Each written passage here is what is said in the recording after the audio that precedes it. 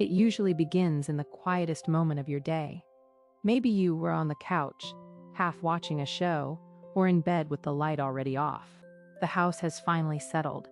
No more messages, no more demands, just a soft, familiar silence. And then you feel it. A small, rasping touch on your hand, your arm, maybe even your face. Your cat's tongue, dry, warm, almost like sandpaper, and strangely deliberate. You look down. Those eyes are there, unblinking, steady, as the tongue returns for another slow pass over your skin. For some people, it feels like a kiss. For others, it's a bit uncomfortable, even annoying. But beneath that simple sensation, something much more complex is happening. In that exact second, your cat is saying something. Not in words, not in a way that humans are used to decoding, but in a language that's been shaped over thousands of years of evolution, instinct, and quiet domestic life beside us. Is it affection? Is it a way of claiming you, as if to say, "You were mine"? Or could it be a sign of unease, of stress, of a mind trying to soothe itself through a ritual that started long before you ever brought them home? Imagine this same gesture in different scenarios. Early morning, when you were still half asleep and your cat licks your nose, purring softly. Late at night, when they lick your arm again and again, more insistently, as if trying to pull you out of your thoughts. Or that moment when the licking turns, without warning, into a gentle bite. You flinch, pull away, and they stare at you, tail twitching. What changed? What did you miss? We tend to give simple answers. "My cat loves me," or "My cat is weird." But what if every lick is a piece of a puzzle, a combination of memory, instinct, emotion, and even your own scent? What if this small, almost invisible behavior is one of the clearest windows into your cat's inner world? Tonight, we are going to step calmly and carefully into that world. We'll look at real moments that might feel familiar to you. The over-affectionate licker, the lick-then-bite pattern, the cat who ignores you but obsessively licks blankets or furniture. And together, we'll begin to ask, when your cat's tongue touches your skin, what are they really trying to say? As you think about your own cat, notice the last time they licked you. Where were you? What were you feeling? And more importantly, what might they have been feeling? Imagine a quiet evening. The house is almost still. The television murmurs in the background, and you feel that familiar weight settling beside you on the couch. Your cat curls up, pauses, and then, without any announcement, leans in and gently licks your hand. Rough, warm, deliberate. In that second, the world narrows to that single point of contact. What is actually happening there? To understand this moment, we need to leave the living room for a while and travel back to a nest of newborn kittens, eyes still closed, bodies pressed together like embers in a small living fire. The first language they know is touch. The mother cat licks them to clean, to stimulate breathing and digestion, but also to say, "You belong here. You are safe with me." Every stroke of her tongue marks the kitten with a shared scent, a soft password of family. There is no word for love there, but there is grooming. There is warmth. There is warmth. There is rhythm. Now, years later, your cat carries that ancient memory inside a much smaller body in a much quieter house. When they lick you, they are borrowing that same ritual. To us, it might feel like a random, slightly scratchy kiss. To them, it can be a replay of something sacred, a social ceremony stitched into their nervous system. You are not just a person. In that instant, you are part of their group, part of their colony, drawn slowly into their invisible circle of trust. Watch what happens around the lick. A relaxed tail loosely wrapped near your leg, slow blinks, a body that leans into your hand instead of away from it. These are the soft signatures of contentment. In this state, licking can be like a cat's version of brushing your hair back from your face or tucking a blanket around you, not because you need it, but because they feel close enough to try. But there is another layer. Sometimes your cat comes to you not as the confident groomer, but as the one seeking confidence. Maybe there was a loud noise outside, a visitor, a change in the routine. They jump onto your lap, paws shifting restlessly, eyes slightly wider, and begin to lick your skin or your clothes with a kind of nervous urgency. This is not so much "I'm taking care of you" as "I need to calm myself, and you are my safe object, my anchor." Grooming can be self-soothing turned outward, an attempt to steady their inner world by repeating a familiar, comforting action on the person they trust most. Have you ever noticed how different those licks feel? The slow, spaced-out ones compared to the quick, almost restless ones? That contrast is not an accident. In the pauses between each stroke, in the way their body either melts or remains tense against you, your cat is quietly telling you what kind of moment this is. As we move forward, keep these scenes in mind. The mother and her kittens, the relaxed cat offering a ritual of belonging, the anxious cat clinging to you with its tongue. In the next step, we'll look even closer at those subtle body language clues and begin to separate the affectionate grooming from the hidden cries for balance that might be hiding inside the very same gesture. On another evening, in another living room, the same gesture tells a very different story. A woman in her 50s sinks into the couch after a long workday. Her shoulders are tense, her mind still turning over unfinished tasks. Her cat, Milo, is already there, waiting like a quiet sentinel. As she sits, he climbs into her lap and begins to lick the same spot on her wrist, over and over with slow, deliberate strokes. At first, it feels comforting, almost like a ritual between them. But tonight, she notices something new. His tongue doesn't wander. It stays fixed on one place. His ears tilt slightly back, his pupils a little wider than usual. His body is pressed too tightly against her, as if he's trying to hold something inside. She shifts just a little. His licking quickens, then pess. For a heartbeat, he freezes. Then he resumes, more intensely, as if each lick were an exhale of tension. In moments like these, licking stops being a simple act of affection and becomes a coping mechanism. Some cats use grooming the way some humans use repetitive habits, to self-soothe, to regain control when their inner world feels unstable. The skin becomes a focus point, a place to pour out their nervous energy. Sometimes it is your hand. Sometimes it's their own fur, a blanket, the edge of a sofa. Notice how Milo's body speaks louder than his tongue. The slightly hunched posture, the stiff tail wrapped tightly around his side, the rhythm that doesn't quite relax into a gentle wash, but instead pushes forward, insistently. This is not the soft grooming of a secure cat. This is a cat trying to quiet a storm only he can hear. Have you ever felt that your cat licks you more on days when the house feels noisy, disorganized, or emotionally heavy? Maybe on days when you are more anxious or sad. Cats are exquisitely sensitive to atmosphere. They don't just lick your skin, they absorb your state. And sometimes, your wrist, your arm, your cheek becomes a kind of emotional anchor. In the next moments, we will step even deeper into this silent dialogue, when a lick is followed by a sudden bite, or when your cat prefers to lick objects instead of you, and what that might really mean about the world inside their mind. Now, let's walk into a more intimate scene, the kind that doesn't end up on social media. It's late at night. The house is quiet, the television finally off, and the only sound is the steady ticking of a clock.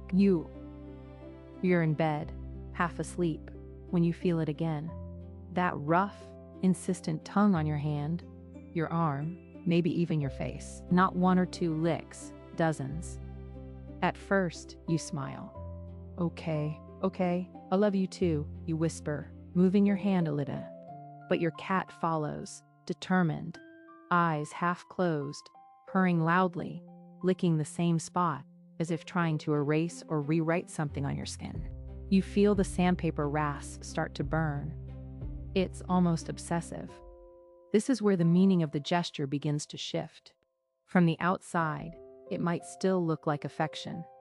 Yet, If you pay attention, other signals start to appear. The tail is twitching at the tip, not softly flowing. The ears angle back just a bit, like two small question marks. The purr is loud, but the body is tense, coiled. Between licks, a small pause, a stare, a tiny freeze. It's as if your cat is not just loving you, but clinging to you. Many cats turn to licking when their inner world is not quite settled. It can be a way to self-soothe, to release stress they cannot explain. A change in routine. A new smell on your clothes. A conflict with another animal in the house. Even your own anxiety, carried in your movements and your voice. They feel all of it, and sometimes they quite literally try to lick it away. Some will extend this behavior beyond your skin, the corner of the couch, the same spot on a blanket, over and over. A particular sweater that smells strongly like you. A plastic bag, the edge of a door, a wall. Strange choices, but always with a pattern. Repetition, focus, intensity. It's not simply, yeah.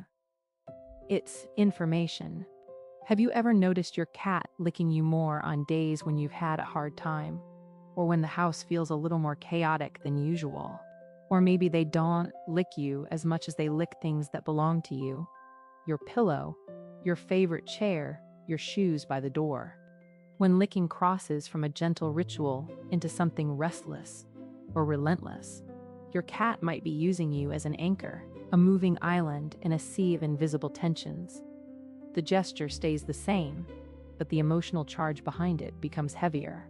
This is where a quiet question begins to form. Is your cat calming you, or trying to calm themselves through you? In the next moments, we look even closer at those mixed signals. The sudden bite after a lick, the switch from grooming to agitation, and how they reveal what your cat has been holding inside for much longer than that one touch on your skin. So now, with all this in mind, imagine this. You are sitting on the couch at the end of a long day.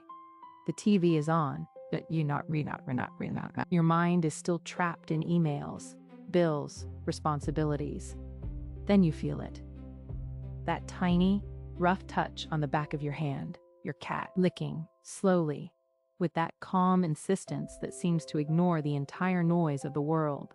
In the past, you might have shrugged and said, "Aw, she loves me," and left it at that. But now you notice more. The way her ears are angled slightly sideways, not tense, not flat. The way her eyes are half closed, blinking slowly, as if each lick were a small exhale of trust. The rhythm is regular, unhurried. She pauses, leans the weight of her head into your hand, then continues. This is not a cry for help. This is a ritual, a gentle confirmation. You are my safe place. We belong to each other. In another home, at another hour, a man in his early 50s sits at a desk piled with papers. His cat jumps up, tail twitching sharply. The cat begins to lick his forearm, but faster, almost restless. Between licks, the tail lashes, the pupils are wide, the body is slightly rigid. After a moment, the licking turns into a quick, surprising nip. He pulls back, confused. Before, he might have called it moody or weird. Now he sees something else. Tension, unable to find words. A heart that doesn't know how to say, I am wound up. I need you to see me. Maybe you to see your own version of this.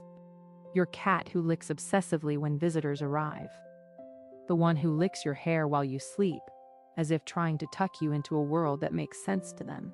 Or the quiet one who almost never licks, except on the days when you are sad, when your shoulders are heavy and your eyes look far away. On those days, the tongue appears, tentative, like a question. Are you still here with me? What about you? When does your cat lick you the most? Is it after a fight at home, after you've been gone all day, or in the middle of the night when the house is silent? Do you feel it as comfort, as insistence, as anxiety?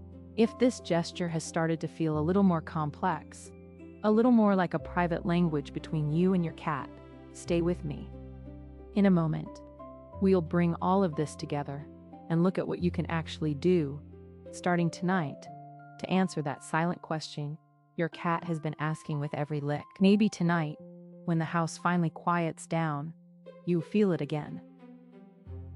That gentle, raspy touch on your hand, your arm, your face. The same gesture you felt 1,000 times. But now, it doesn't feel as simple as "my cat is licking me." Now you know it might be affection, a sign that you've become part of their inner circle. It might be an attempt to comfort themselves, to borrow your warmth when the world feels too loud. It might be curiosity, or even a soft, wordless question. Are you still here with me? You look at your cat and notice what you didn't see before. The slow blink before the lick, the position of the ears, the tension or softness in the shoulders.